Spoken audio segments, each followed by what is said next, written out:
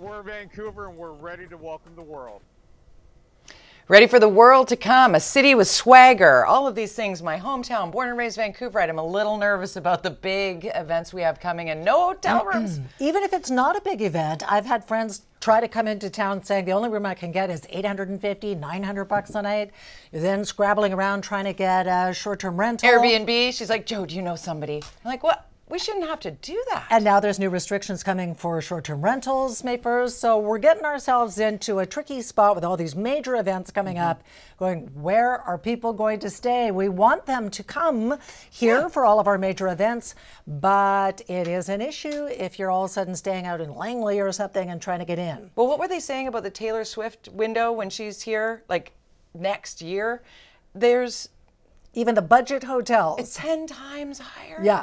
8 to 10 times higher than already high? Oh my goodness, Linda. This is not news to people in the tourism industry. So we want to bring in the CEO of Destination Vancouver, Mr. Royce Chwin. Thank you so much for joining us. Thanks for having me. I know this has been on your radar, and I know there's been some research done. Tell us where things stand from your perspective. Well, we've done an exceptional job in Vancouver of inviting the world here since Expo 86. And as a result, we've created this calendar of awesomeness, if you will, over the next few years. However, hotel supply has not kept up, and we would estimate we're probably a decade and a half behind in terms of hotel builds. In order to service the size of city that we have, given the kind of complex and robust tourism industry that we have. I was really surprised, I'm sure our audience, Linda, when we see places like the Four Seasons Hotel, other hotels that have been landmarks in this city closing down, shuttering, the lack of hotels and the shrinking of the hotels that we had here, like 14 years ago when the Olympics were on. It was, I think yesterday was the golden goal anniversary of Sidney Crosby. We had enough room then. What has changed in terms of access, period?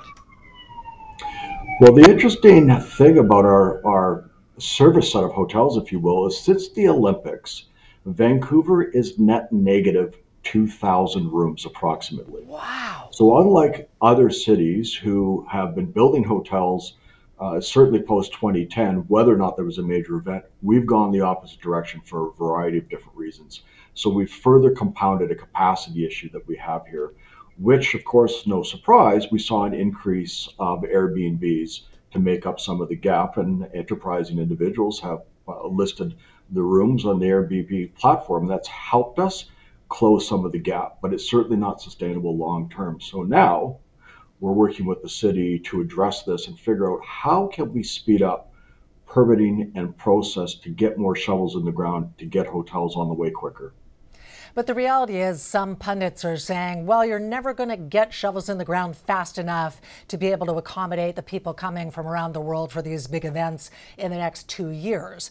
And now when we have these new short-term rental rules coming into place in May, it's like, you know, the two worlds colliding. How concerned are you about those new regulations?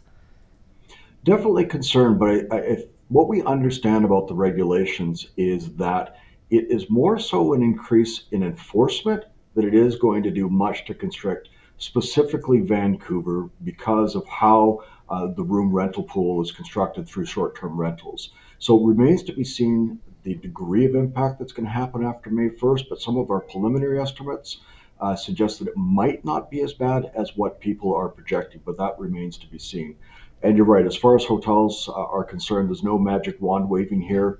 Although there are 15 projects in the pipeline, we could have somewhere in the neighborhood of about 400 to 500 rooms that might be online prior to FIFA, but clearly that's not enough. You said net negative 2,000 rooms. What caused that? We had hotels shut down, and we had hotels that were bought by the province in terms of supportive housing.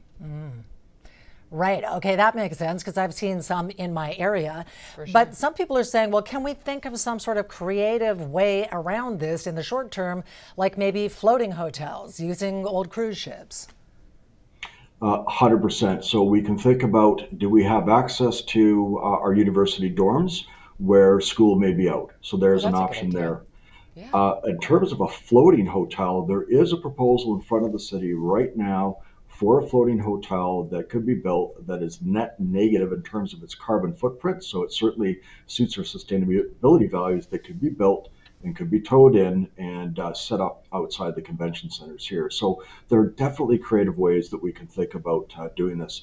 But I think it's also important to remember that while Vancouver might be the epicenter for a lot of these events, the compression or the push of visitation, it's important to feed the other communities, the Richmonds, the Burnabys, the Surreys, and all the way out to Langley. And even though the commute might be a little bit longer, the better impact for Metro, the better it is for all of us.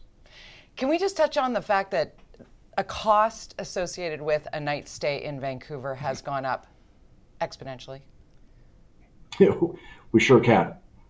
So we get the question often, and we would say this question is not exclusive to Vancouver.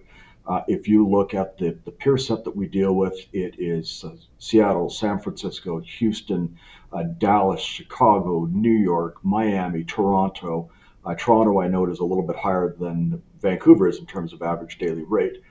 This is an issue or a norm, if you will, in many of the major cities around North America.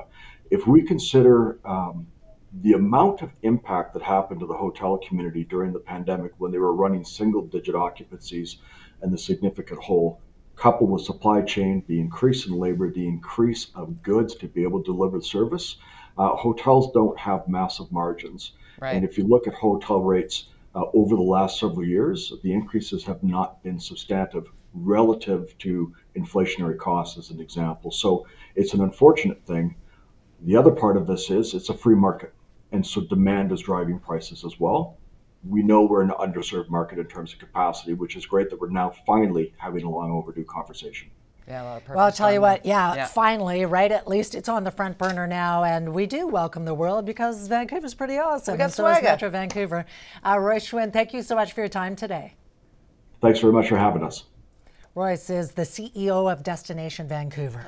It's like we were a hidden gem, Linda, and now we are Everybody a world-class knows. city. Yeah, Exactly. there you go. All of those terms. Yeah. Hey. Okay, coming up next, they're back. The infamous Green Men have returned to the rink. Well, for one night only anyway. Happy endings of what the hell is wrong with people coming up next. Okay, quick viewing party. Let's check in who's possibly winning. Phyllis in New Westminster. Oh, somebody's working out Hello watching there. the show. Shalina, hello, thanks for watching. And we got Sherry in Duncan. Hello, Sherry. And Teresa and Sammy in Central Saanich. We got people from all over the province. Yes, we do indeed. And you can be part of this as well. Take your picture watching us. Viewing party at checkmedia.ca is brought to you by the BCRFA.